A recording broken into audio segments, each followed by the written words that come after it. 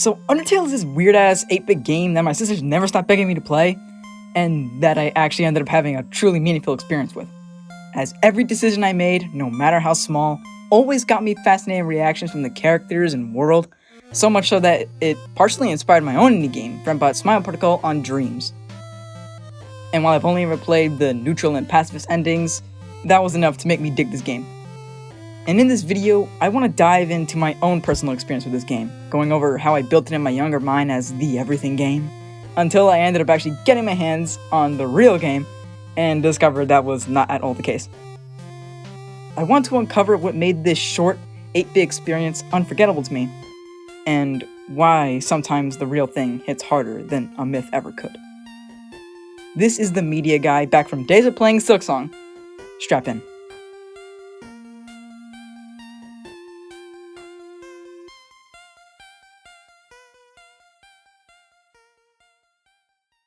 My history with Undertale goes back ridiculously far.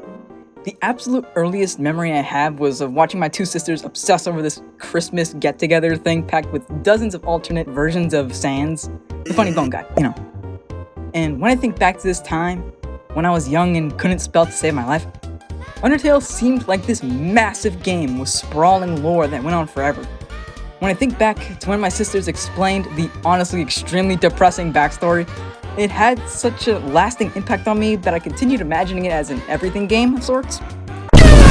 Something that would be almost impossible for anyone, let alone a solo dev, to make. But then, slowly, I grew disinterested. And apparently so did my sisters.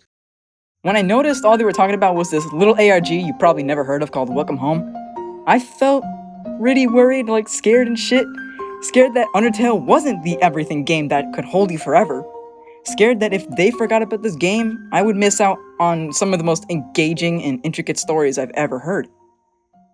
But there's no time for that. My dad just bought Undertale, for crying out loud. As one day, years later, after we all pretty much got over the game, my sisters learned that Undertale was actually being sold for just $15 on the PS4. But at that very same time, this other little indie game called A Short Hike was on sale for just $7. And we had a very intense intellectual battle over whose game would be bought, which ended with Dad literally flipping a coin and Undertale winning. My sisters absolutely devoured this game, playing it every day and eventually getting all the endings, all the while constantly begging me to play. Once I finally decided to sit down and take a break from my own proms, I played for 3 minutes, then abandoned the game for another 2 months. But when I showed up for real, to the actual, true, real Undertale, for real, I carried a whole museum of childhood baggage. Half-remembered animatics that felt like the coolest thing I would ever see. Sans, the roof is fucking leaking! And the whole room is fucking wet! No nice in these situations. Let it be! Fan art that made characters into mythic beings, and my sister's dramatic explanations that turned Sans into some tragic god of timelines. And when I actually experienced the game for the first time, there was a massive disconnection that hit me like a truck. The game on screen was just smaller than the one I'd imagined. It felt unfair somehow, like the dream had been stolen. But here's where the weird magic happened. The real game didn't try to be the dream. It worked within its smallness and did the exact opposite of what my childhood expected. It exceeded me. Not by adding infinite lore, but by being focused, honest, and cunning with what it did have. Right off the bat, I realized just how sharp the writing was, and it made me pay attention, as straight up reading in this game was in and of itself a dopamine hit. And after a very nice and very accommodating first impression with Flowey, definitely not the scariest character in the game, you meet Toriel. Yes, Tutorial. She's not just a nice goat mom. She's lonely, protective to a fault, and desperately trying to keep you safe in ways that feel more like her making up for the other children she had failed to save before you. The game doesn't tell you this, it just shows you through her hovering, her phone calls, her panic when you try to leave. Now, I loved her. I loved her quirkiness and her obsession with snails for some reason. But I knew the only way to get the experience I wanted was to get out of the starting area and into the ruins. However, once you get to the massive doors You see Torio locking the doors, and in a surprisingly sad scene, she ends up fighting you. Not because she's evil, but because she wants to make sure that the fates that befell the other children before you doesn't befall you as well. That complexity, where good intentions create genuine conflict, made me realize this wasn't just some indie darling, this was craft. And the jokes aren't just jokes either. They add so much character. Take Papyrus, for example. He isn't funny because he says things, period. He's funny because he's earnestly, desperately trying to be cool and failing in the most bombastic way possible. And yes, I did a Bone Man. I don't care what that says about me. I adored his spaghetti obsession and how that's kind of his weird attempt to impress you and how that's just the way he is, I guess. And I love every pun that Sans makes because they're both absolutely ridiculous. But also, looking back retrospectively, I realize that it feels more like emotional armor, deflecting from something heavier within. And then the game throws a dog at you. A literal dog, who barks bullets. The absurdity is the point. The game wants you laughing at the dumbest encounter. Then you're just suddenly staring at a screen, being like, wait, oh no. Because here's the thing that absolutely floored me. This game remembers everything. Not just big moral choices, everything. I remember the fact that I killed a frogget early on, you know what I'm saying, just one, because, I was still figuring out the combat stuff. And later, there weren't any froggets. They were all gone. Now, I know that in the background, the game is just tracking deaths and executing actions to alter the world and dialogue, which is exactly what my game does too. But in the moment, while playing, it felt real and responsive, just like I hope it feels like for my game. That's when Undertale's genius hit me. This isn't just a morality system, it's almost like emotional archaeology. Every action leaves traces that build into the portrait of who you were as a player. Spare everything? Characters start to trust you, open up, reveal deeper parts of themselves. Kill selectively? They become wary, kinda guarded, go full genocide. Well, that's just an entirely different game that I won't go much into here. A moment I remember vividly was the moment where I was kinda half fighting Papyrus. I kept selecting spare, and he kept attacking, but then eventually he just started getting more and more confused about why I wasn't fighting back. His attacks slowly grew weaker and more hesitant. His dialogue shifted from cringe boasting to genuine bewilderment. And then he just stops. He just gives up and pretty much just says that he believes in me too much to fight me anymore. And I just sat there for a solid minute, staring at the screen. This skeleton, this character, had made a moral choice about me based on my behavior. He was following a script, obviously, but that's not what it felt like. He was responding to who I had chosen to be, and that kind of reactive storytelling, I'd never experienced anything like it. But the game itself isn't content to let you feel good about being nice. It keeps pushing, because even in the pacifist run, you're confronted with this really uncomfortable truth. You have power over these characters. Real power. And the game keeps asking, quietly but insistently, what are you gonna do with that power? Forgive me for this oncoming deep dive. I know the script is a mess, but we need to talk about the skeleton, the myth, the legend, Sans. Even back when I was a kid, I felt both empathy and fear towards this, bone person. I can never quite put my finger on why, but now I think I get it. You see, Sans has this aura about him that's completely unique to every other character in the game. But on the surface, he's pretty simple. Visually, he's just a fun-sized skeleton in a hoodie. His lines are short, he cracks the crappiest puns you've ever heard, and he's a massive slouch according to the pompous Papyrus. That makes him easy to underestimate. But underneath, there are these hints that he knows way more than he lets on. He makes these unsettling meta comments about timelines, about things that feel suspiciously like saving and loading knowledge, and about what you've done throughout the game.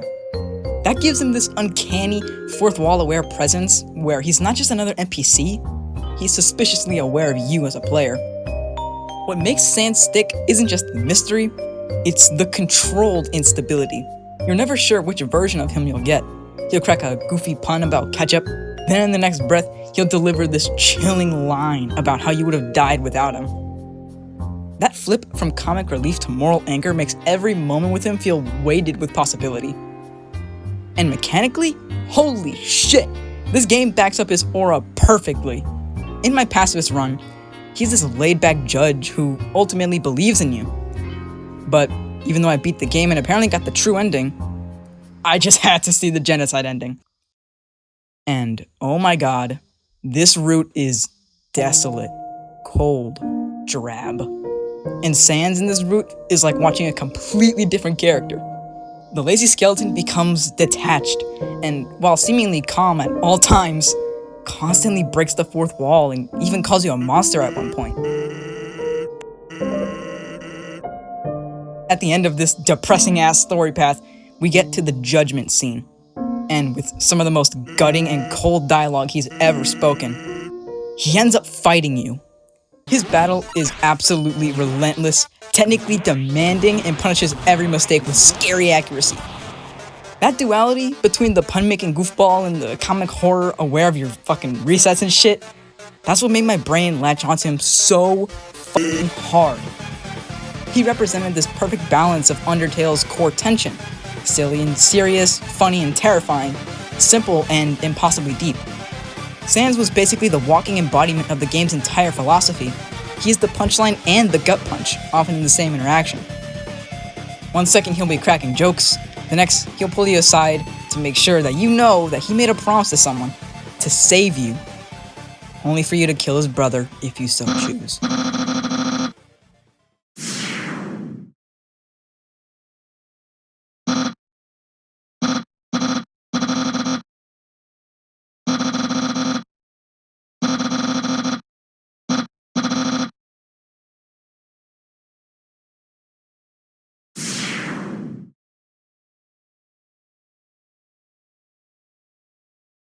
Now, the Sans fight was just a hair too tough for me, and I gave up.